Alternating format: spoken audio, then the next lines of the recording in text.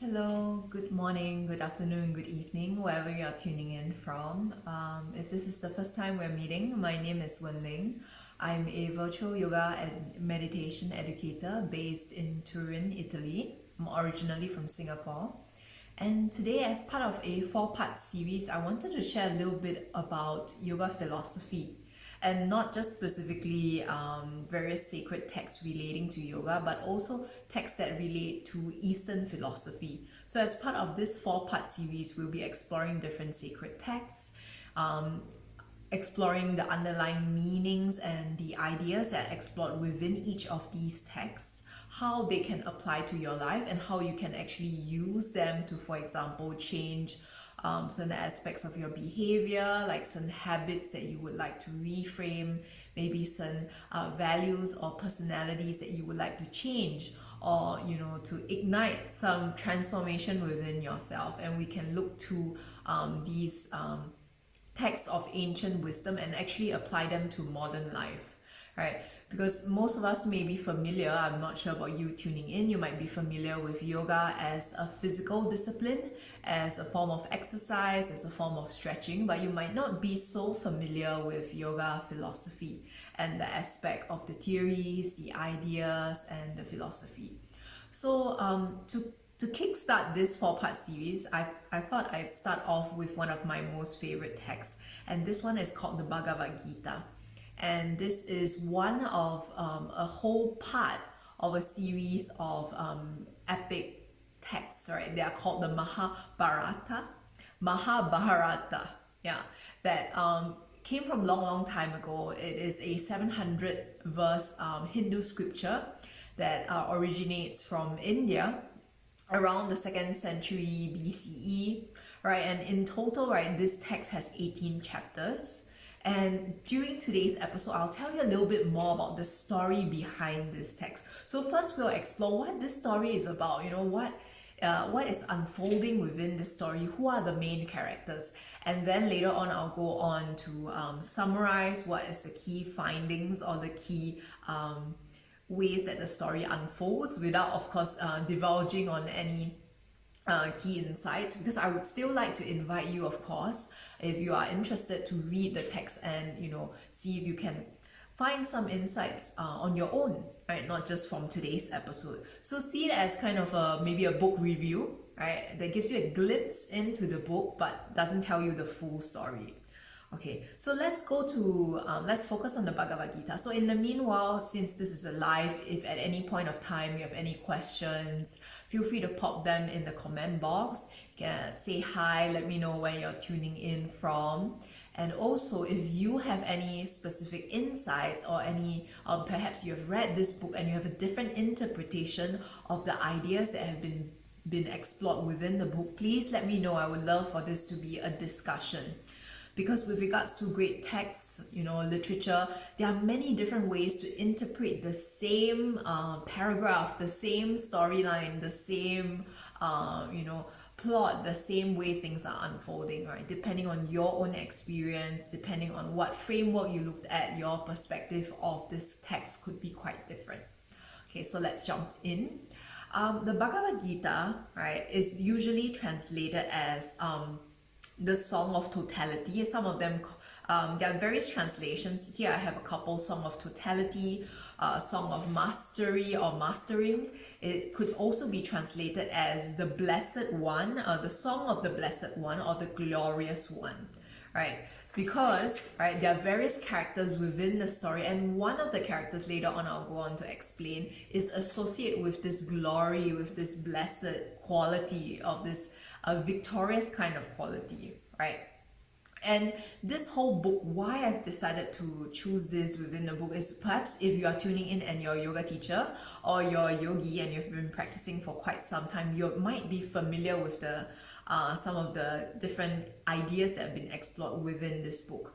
Maybe you have studied this as part of your 200-hour or 300-hour yoga teacher training. If so, then we are on the same page. I studied this as part of my 300-hour yoga teacher training, and I loved this text so much. It's just because it is very poetic and also at the same time it goes very deep. It explores certain issues that relate to not just me, not just you, but almost every single person. And it explores the ideas and the struggles that we may have, that you may have, and the challenges that you are facing. And I think to kick off with this book is extra pertinent because of the times that we are in. Right now with COVID, this whole entire year, 2020, has been a really challenging year for myself, and I know for lots of people around me, perhaps you as well. You've probably experienced a lot of changes in your life, and as you are responding to these changes, some of the insights from this book may be relevant and helpful to you. Okay, so now that we've covered the original name of this book, right, let me tell you a little bit about the context of the book, right? What's going on and who are the main characters. So this whole story takes place on a battlefield. So imagine this battlefield that is full of different warriors, and there's this raging war that's about to break, that's about to begin, right? And there are various characters. So we have our main character or protagonist, right? In the movie you have your lead actor or actress, right? Arjuna, right? He often depicted as a he is this character who is described as, or can be interpreted or felt as, someone who is very righteous, someone who is very conscientious, someone who is a devoted but also a skillful warrior. So he is in the middle of this battlefield. And what's going on? So he has to wage a war against his close relatives, and they are actually what he calls his brothers, his cousins. And these are these of his cousins, they are called the Kaurava, right? And these people, right, Kaurava is actually associated with the word kuru, which means to do, and which is associated with the land, like toiling the soil, being people of the land, so on and so forth. So he has to wage a war against these people that he, within the books is alluded to be of kin, right? Related to you, your cousins, maybe even your brothers, not directly your brothers, but you have that blood tie with this person.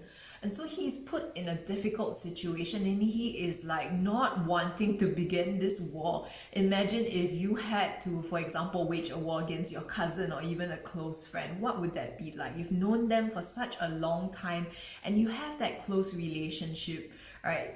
You have that familiarity, you have lots of shared memories, shared history together. So this is what he is experiencing. Right, so on his side, there are a couple of people who are supporting him, right? So within a war, there's always two opposing sides, right? So here we have Arjuna, on the other side we have the Kauravas, right, that he's about to begin fighting against. And the ones he are fighting against, they are called the Pandavas or the Pandus, right? This is associated with the word the pure ones, and it can be understood as a group of 5 different individuals, right, who are on Arjuna's side, and they are the ones with noble tendencies who will serve and who will fight alongside Arjuna to actually wage this war, right? And what's going on is that within this war, right, Arjuna is very, very reluctant because he doesn't obviously want to fight people who are related to him and that, people whom he knows. But at the same time, he knows this must be done. And therefore, he looks towards his teacher. And this is the third character and one of the most important characters within the book. He is called, often referred to in many different names. So throughout the entire 18 chapters, there will be many different references to this character, and this is actually Krishna, right, or Sri Krishna, who is his guru or his master or his teacher. So imagine this as maybe you say you practice yoga and you have a teacher who's guiding you. That is your guru, and in this case, this is Arjuna's guru, someone who points him in the direction and gives him guidance, tells him what he should do when he's in a state of helplessness, not knowing how to deal with the situation, so on and so forth, right? So, right, Krishna, right, it's very interesting because within the names, right, Arjuna and Krishna can often be seen as, in terms of the names, right, in Sanskrit, they can be drawn as parallels, and Arjuna is sometimes understood as being pure or pale or white, whereas Krishna is concerned or associated with being dark, right, with depth, with that wisdom, right? And this is Krishna's quality, because as a teacher he has that wisdom and that knowledge that comes with, you know, him being a teacher. So what happens in this story is Arjuna then asked, and the book 18 chapters, right, most of it, about maybe say 70-80%, is a dialogue, right?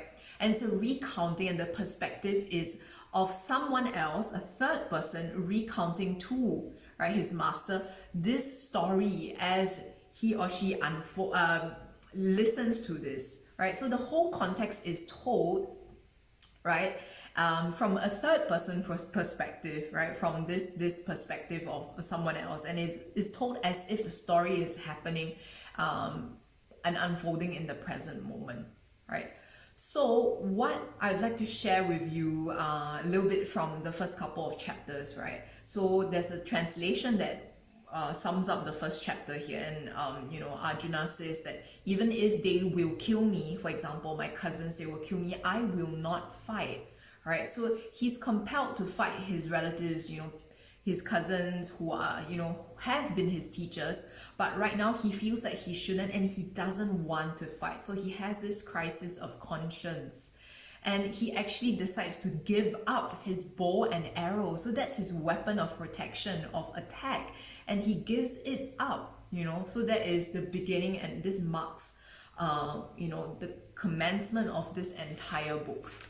All right, before we move on to the second chapter, if you have any questions, feel free to pop them in the comment box, right? So already we can see that the scene is quite complex with various different characters, but it's very clear what's going on is a war, right? But the war is not so simple, right? If you've read the summary, right, or the blurb that I've put here with this episode, you've seen that I've called it Bhagavad Gita, War of the Self, right? Because if you read the story at a very contextual, like at the surface level, you will read this as a war between cousins, right? But if you read it at a deeper level, this can be understood as a war within yourself. And who Arjuna is that part of yourself that is clear, that's aligned with the authentic self that is inside of you, right? That is wanting to always stay true to the values that matter to you, be kind to the people around you, right? That is that part of you. That's Arjuna. And there's another part of you that could be understood as the cousins, right? So for example, this could be certain habits, behaviors, attributes, values that you might have, for example, held dearly onto in the past. And you felt that, oh my God, they are like part of me. We have blood ties. You know, I cannot fight with this other part of me. This is why it's called War of the Self, because this war takes place not on a battlefield outside, but it's on the battlefield that is inside your body, inside your mind. Right? This is why the Bhagavad Gita is so powerful. Right? This metaphor, I think, applies to almost every single person, because us as humans, right, we, despite being divine beings, right, we are constantly being tested in every single situation, and every day living in a material world, right?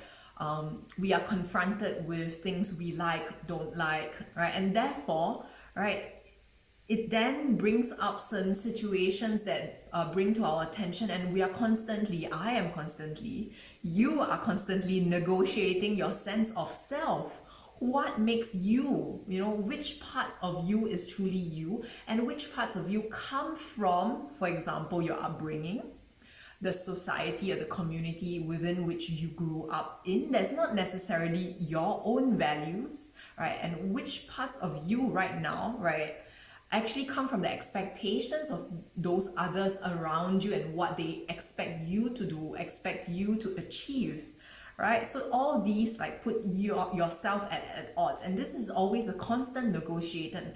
And this sense of self, if you see it as an orb, is constantly morphing and changing. And for some of us, if we observe our sense of self from the beginning, right? From when we were born until we, for example, grew up, we stepped into elementary school, and then we went through the education system until we graduated, maybe found work, and then became an independent working adult. That sense of self could have changed many, many times, and sometimes the sense of self is more stable, right? And then sometimes the sense of the self, right, changes a lot. You might have found that your personality and your values have shifted significantly over, you know, your lifetime. And particularly during this moment, I think during this year, I've had lots of conversations with various different friends, whether it's in Singapore or in Italy and over virtual calls as well. And I think if not now, I mean, this whole entire year has been a very timely opportunity for us to think, for me and possibly you as well, to really consider what is it that makes me me. And you know, even if I have to fight this war, you have to fight this war against parts of yourself that you don't like, or parts of yourself that no longer serve you. This is the opportune moment to then ask the difficult questions, to then confront these difficult parts of yourself that you might have, you know, let them be for a long time because of, you know, the changes that are unfolding around us at this moment, right? Okay, so I've digressed a little bit because I feel that this is a really timely opportunity to talk about this book, and you know, this whole year has also been a lot of change for me, and I feel it very deeply. And I hope that this sharing will make you interested in the book possibly and want to you know, feel it yourself. So let me share a little bit more about the second chapter. All right. So the second chapter talks about this distillation, right? And understanding about, you know, the struggles that right now Arjuna is facing, right? So there's a quote, for example, and he says, my very being is afflicted with this flaw of pity and the weakness of spirit, right? And the mind is bewildered about Dharma, right? And he asked his teacher, right? He asked Krishna, you know, tell me decisively which is better. You know, I am your pupil, I am your servant, right? I've taken refuge in you, please teach me, right? This is a moment where he begins to acknowledge that he doesn't know anything, that he doesn't know what to do. He's completely at a loss. And I'm not sure about you, but for me, during this entire year, at some point, I have felt like I've been totally at a loss. I did not know what to do. Like, for example, when COVID broke out, I had never been really focusing my time and efforts teaching online, reaching out to people online and things like this. This is a completely new world to me. And it's very daunting. Right, and other things like job security, income, and all of this was disrupted, and my sense of baseline security that we also often associate with the root chakra, your sense of security, your sense of feeling safe, okay, known, I'm taken care of, that was completely disrupted.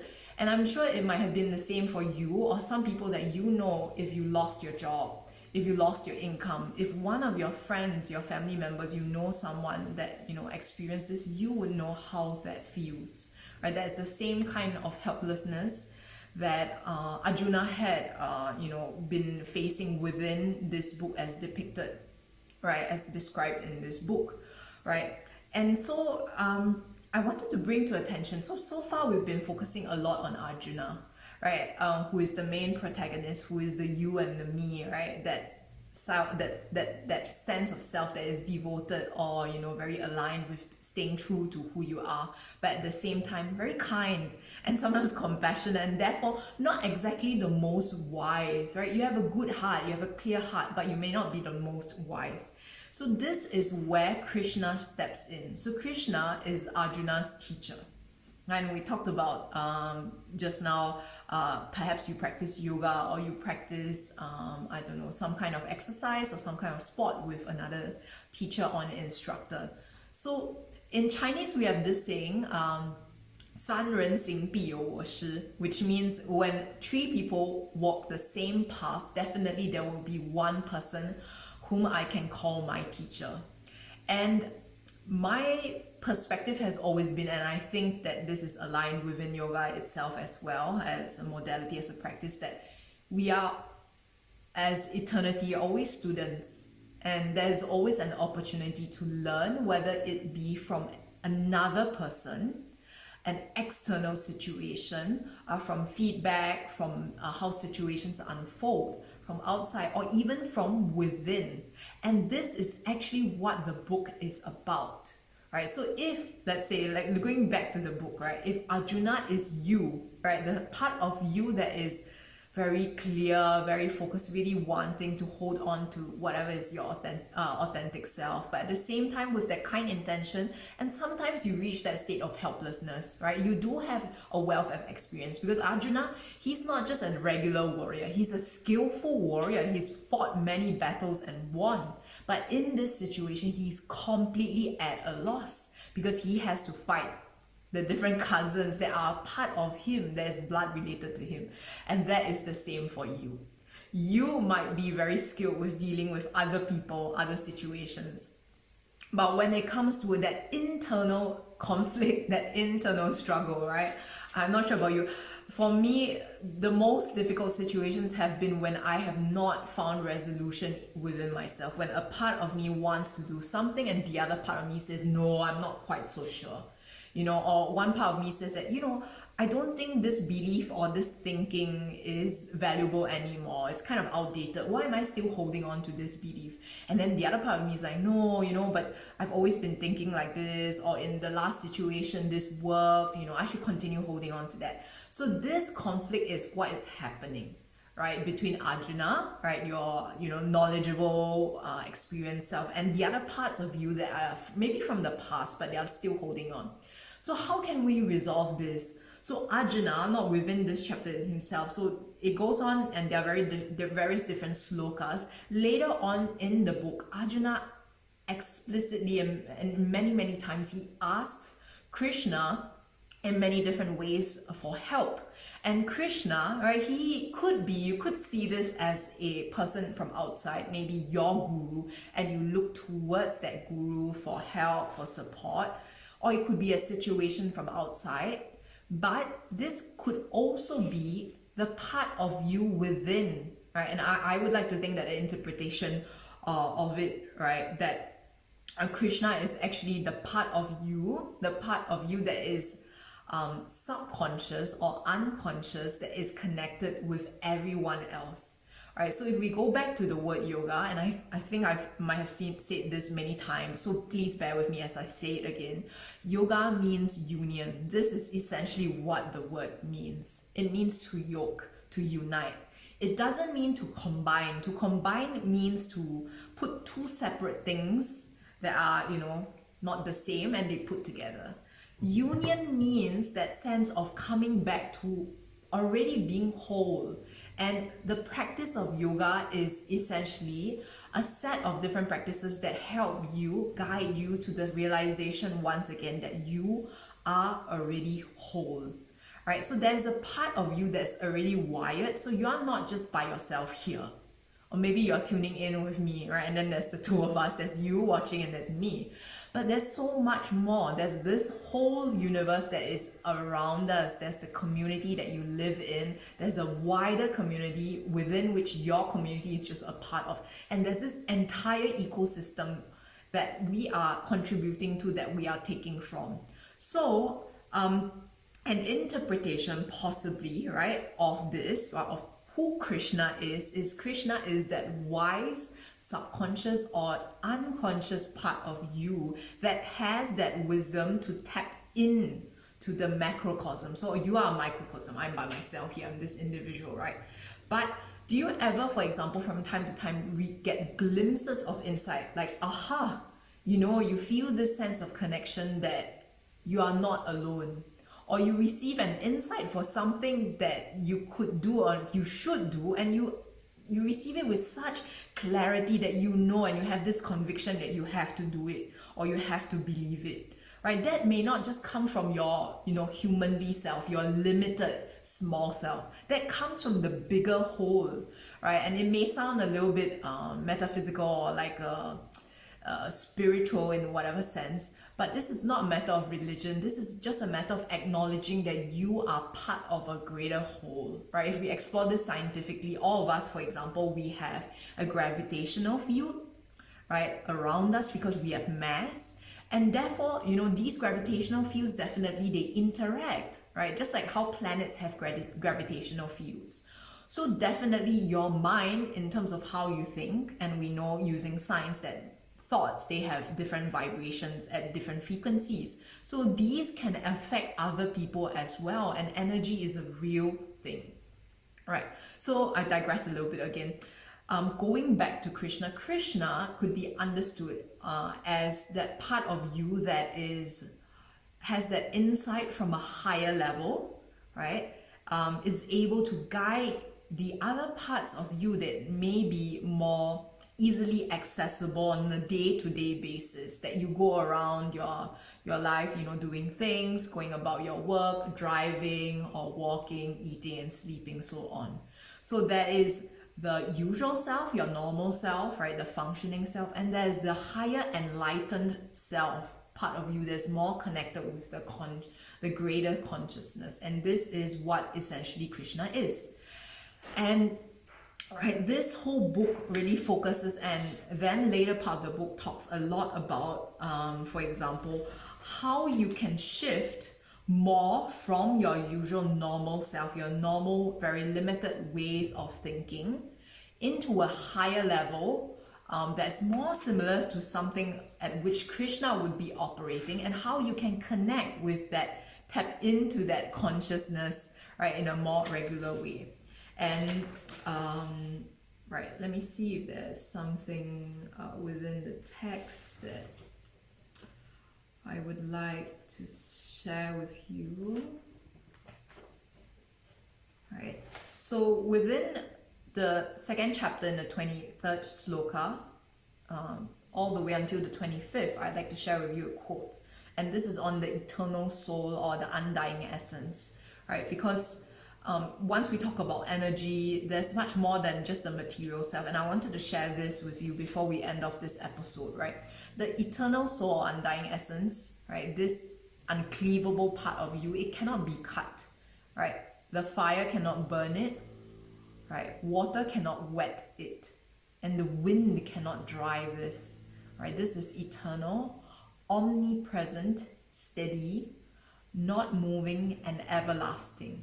So one of the main fears, for example, that Arjuna has, right, the part of you right now, right, has with regards to fighting the other part of yourself, right, is the fear that you lose yourself, right? You might die in the process. And this is real. This fear is very real, especially if you reach the state of conflict.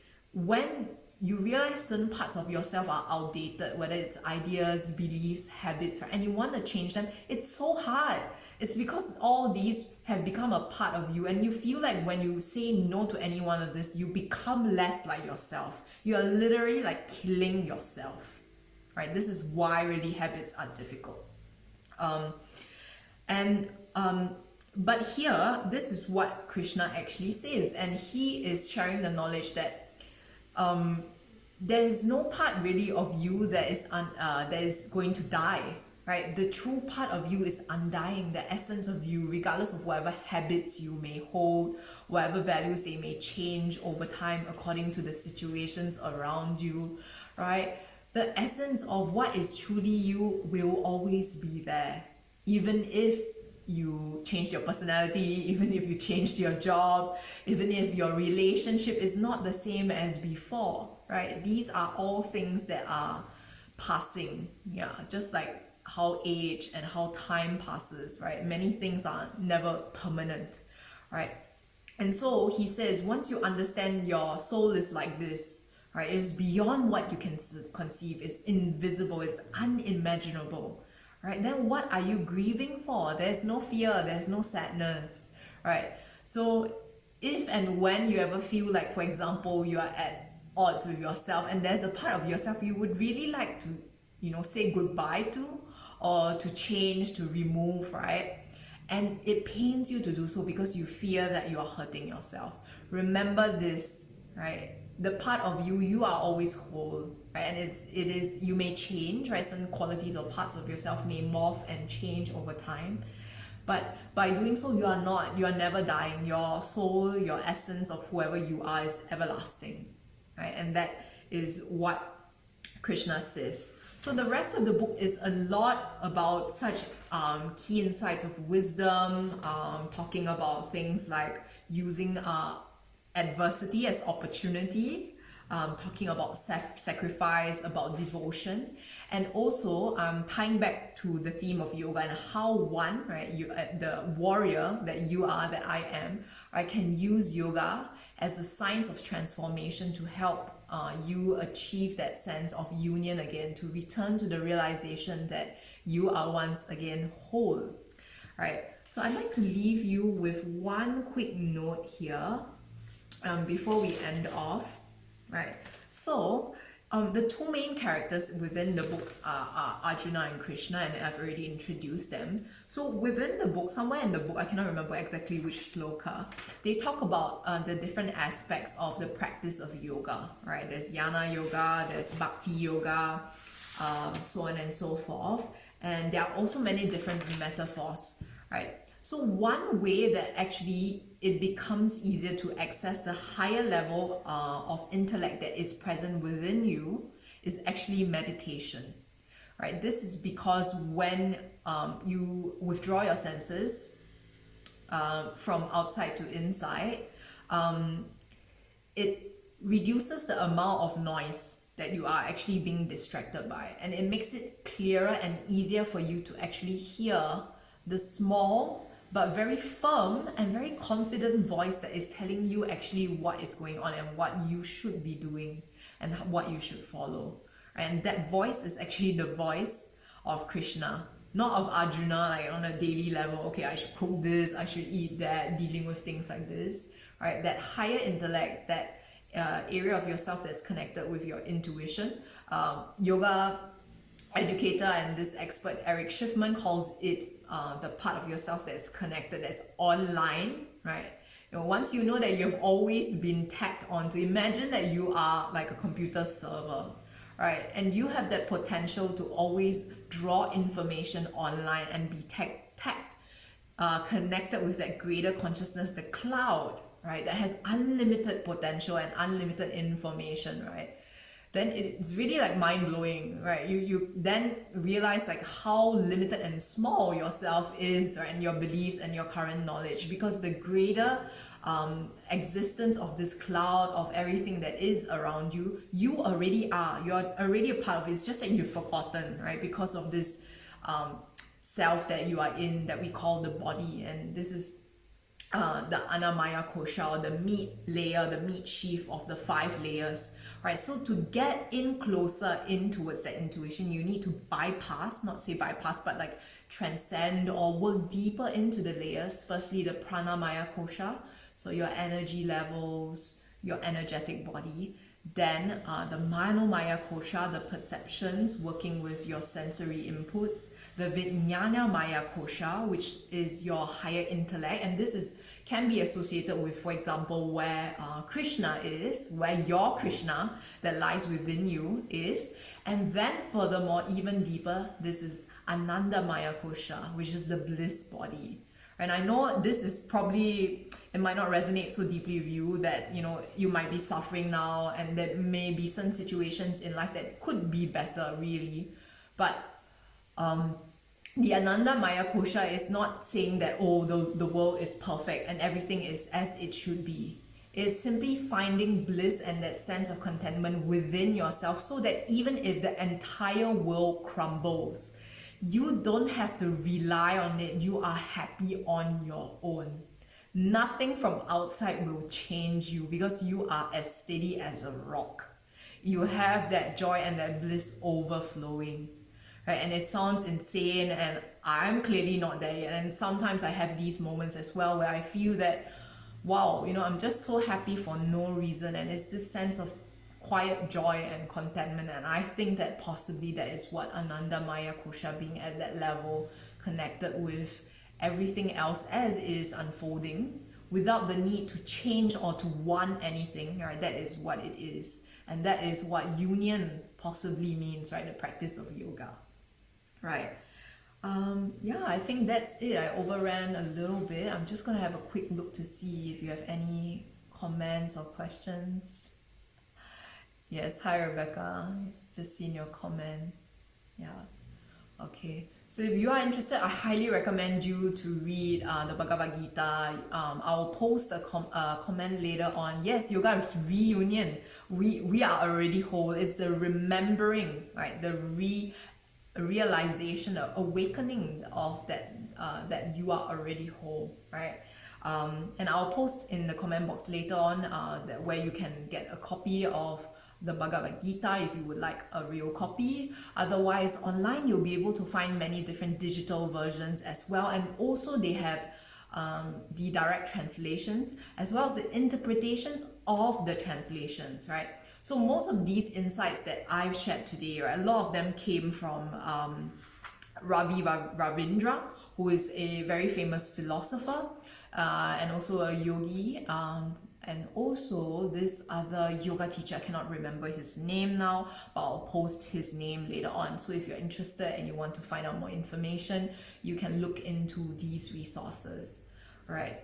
So I think that should be it. I wanted to mention one other thing, but it slipped my mind. But as always, with yoga, this is a never-ending journey, and there is so much information to share, so much to be continuing to learn, right?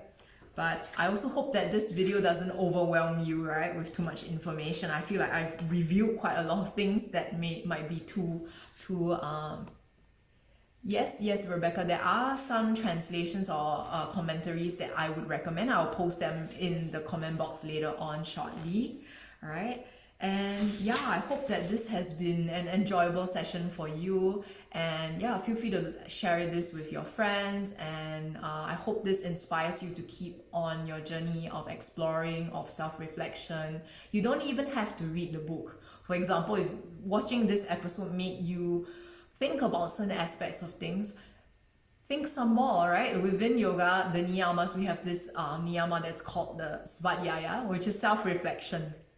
How you manage to tap into that deeper consciousness, right? That Krishna, which is already inside of you, is svadhyaya. That's one of the ways. And the last thing I wanted to share with you is that yesterday I've been watching a little bit of a movie called, I think, Yoga, the Architecture of Peace, that's on Netflix.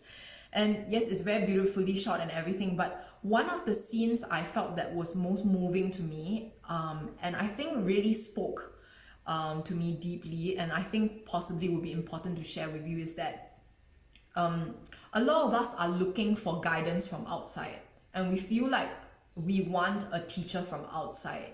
Like I was definitely the same. For example, I've been on the path of yoga for about 10 years now as a student, and I've been teaching for about 5 years.